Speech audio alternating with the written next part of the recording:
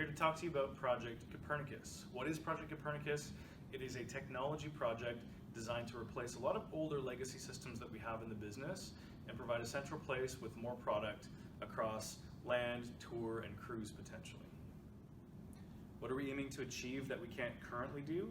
One, we're trying to have more product available in one central location, so we don't have a variety of systems. So the goal from that is to reduce the amount of booking systems we have out there.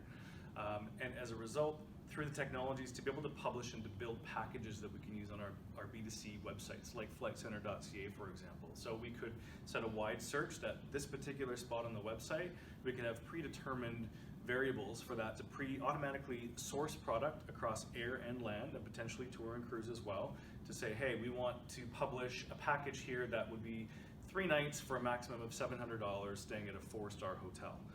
And provided those parameters actually exist across a wide range of dates, that's what would show up on the website. Or in the context of where we are today in Canada with retail and Flight Center brand, if we wanted to do the same thing with Better Beach, we could say we want to bundle these specific hotels, part of our Better Beach collection, with these transfers and these local experiences and flights to these specific destinations, perhaps set a date range, perhaps set price parameters around that, and the system would automatically do the searching behind the scenes and publish that automatically to the website. So what is the project deadline for this? We're looking at July 2020 for all legacy systems to be decommissioned. And ultimately, what are the benefits for the customer experience, retail productivity, and for company culture? There's a lot of things. I think from a company culture point of view, it's simplifying things. It's less focus on having to know how to use very technical systems and simplifying the sales process so that they can really engage with their customer and focus on the customer sales process and that sales experience.